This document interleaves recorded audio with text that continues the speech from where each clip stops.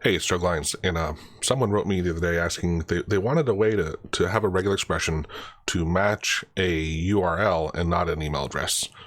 So what I did, I'm of course lazy, so I first Googled, hey, matching a URL, and I think let's come in here. I think this is the pattern I went ahead and borrowed from here. So I took this, and then of course I went to this online regular expression tester, put it in here, made a couple minor tweaks just by looking at it, and then I took some of the code. This isn't what he gave me, but it's I just got rid of his info, so it's not sharing everyone's info. Put in my stuff, and then saw that it was hey, it's matching the patterns. It doesn't match the @ signs. It's not pulling the email address, so it's working the way we want.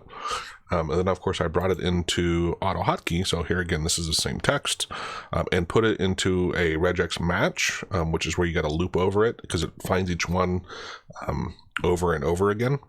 And so once you find one, you have to start it again. So first here, I added a value here to make this 1, just so it starts somewhere.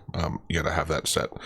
And then this is the link to the pattern that I found, but I shoved that in here.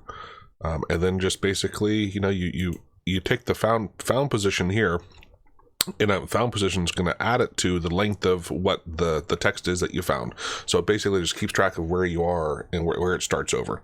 So this POS is going to update, and that's where we're starting. This is our starting position. So every time we start on 1, and then later it gets updated, so we keep inching along through the text.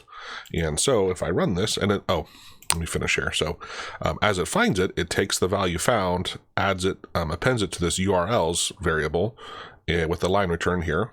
And then if obj isn't found, so if you get through the whole text and there's no more of them, it's going to break this loop. So let's go ahead, and I think it's running. Let me run it again here. Hit my hotkey, and here are the URLs that it found. Let's see if this does work without the HTTPS. So it pulls that in. Now what I didn't test is, let's do http://www. Now I don't know if it's going to grab this one. Oh, look at that, it still did. So I think this is a nice, easy solution. Again, I didn't invent the stuff, right? I didn't construct the pattern, because as you can see, it's pretty involved. There's a lot of things to take into account. Here you can see he's doing HTTP, FTP, or HTTPS. So I think actually, let's see if this didn't have that. So we might want to add, yeah. Oh, yeah, so it lost that one. Let's see if it's that simple to say, if it begins with, let's going to add an or to this, or www. The I here, I think that makes it case insensitive if I remember correctly. Nope, that didn't do it, but you get the gist, right? Because, oh, it's looking for the colon, so maybe if we add a question mark here, which makes that optional. No, so I'm not going to worry about that. If you need one that goes www, it obviously is more complicated. Yeah.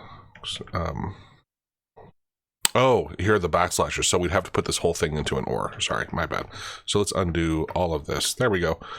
Anyway, that part, obviously, you'd have to make some additions to that if you wanted to pick up on the www dot and didn't have the HTTPS or HTTP with the slashes in front. That should be put into its own thing, which I haven't had enough coffee this morning to figure that part out. But hopefully he can work through that. If it shouldn't be that hard. All right, cheers.